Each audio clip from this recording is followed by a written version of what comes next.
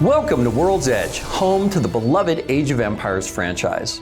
We've been on a journey to continue the legacy of creating world-class real-time strategy games that started over 25 years ago. That legacy is all thanks to you, the fans. You inspire us to develop new ideas and evolve our games. In 2021, we partnered with the award-winning studio Relic Entertainment to push the franchise into a new era with our latest title, Age of Empires 4. It was a global event that heralded a new chapter of storytelling and strategy. Age of Empires 4 humanizes the compelling stories from that historical time and presents a new perspective through engaging gameplay. It challenges you to make history your story. And what better way to do that than with a trebuchet? Did you hear that whoosh? In the first year of Age of Empires 4, we added new civilizations, new seasons, and features that fans were very excited about. But there was always something else that fans wanted. We kept hearing the same thing over and over. When are you bringing it to Xbox? We're so excited that finally all the content in Age of Empires 4 is now available on the Xbox console. But figuring out how to make it for a console audience was easier said than done. It was impossible to go to any social media platform where the Age of Empires account was posting, where there was not a comment underneath saying, when is it coming to Xbox? We knew that it was important, especially from the perspective of being able to bring RTS and Age to as many people as possible. We'd been talking about it for a long, long time, but it had always come back down to that key factor of getting RTS from PC and mouse onto a controller. You get the defensive stance like, you can't do this. Like, well, why do you feel that way? Well, I'm gonna have to move a fake mouse around. Okay, we're not doing that. A controller is a drive mechanism. You're driving a character, you're driving a viewpoint. You are driving something through an environment. How do we make that work? How do we find a solution? We have these ideas, but we can't build the game internally. We're only we're not a huge RTS studio, but we would love to go look for partners. And the first team on our list that we want to talk to was Relic about doing Age 4. Relic has been making RTS games for 25 years, and Age of Empires has always been a reference point. It's truly a global effort between so many different teams: Climax, Forgotten Empires, Relic, and the World's Edge. World's Edge brought in Climax Studios in the UK, who had a background in console games. Climax Studios is a real powerhouse when it comes to user interface elements. And we felt that they could bring a unique perspective to building out the control scheme.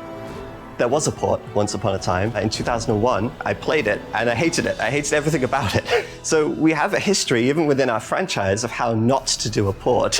If we were forced to port it, we probably never would have done it. Our challenge was, we're bringing in Age 4, which has some extra complexities over Age 2. How are we going to make that work? What we found is we could actually use that framework to bring the game into its own. This game is basically a redesign from the ground up. Age of Empires 4 is a different engine. It wasn't just a case of doing what Age 2 did. We had to build it all from the ground up. You have players sitting in the living room away from the TV. We have to reconsider all the UI menus and all the in-game HUDs to make sure they're as legible, as high contrast as possible. The whole development team knew that micromanaging individual villagers was going to be difficult on console. We have introduced a lot of automation systems. All of us as game designers and game creators are always seeking that next thing. Like, how do we evolve the experience? How do we move it forward, right? There are two that really stand out. First one is called the Villager Priority System. The Villager Priority System is something we came up with in Age 2 because we were after that idea of okay, how do we stop the console player from having to do this insane amount of micromanagement of their villagers? Based on a pie chart, you can say hey, 50% of my people are gonna go work on wood, and 25% are gonna go work on food, and the rest are gonna go work on gold. And they'll just start working on them.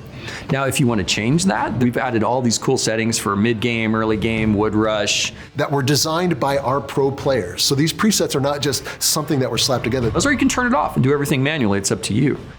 We also have the site menu system that allows you to quickly issue a command contextually on the ground. It's context sensitive, so it'll bring up the right structure that you can build at that spot. In Age, you were always relegated to having to select a villager, bring up the build menu, click the item that you want, and then drop that build foundation on the battlefield. Now with the SMS, you don't have to do that anymore. You can literally pan the camera over to a spot, Bring up your production radial, drop a build foundation there, and a villager will automatically be selected to start the build process on that particular foundation.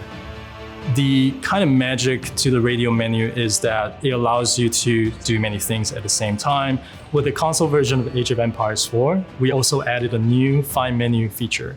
This is a unique radio menu that allows you to quickly find and locate units or buildings or a collection of buildings in the midst of battle. Those were the primary things that the minute we had them working, we're like, those are in the Age 4 console. And we often joke between the designers that some of us even prefer to play on the controller now because it is so good.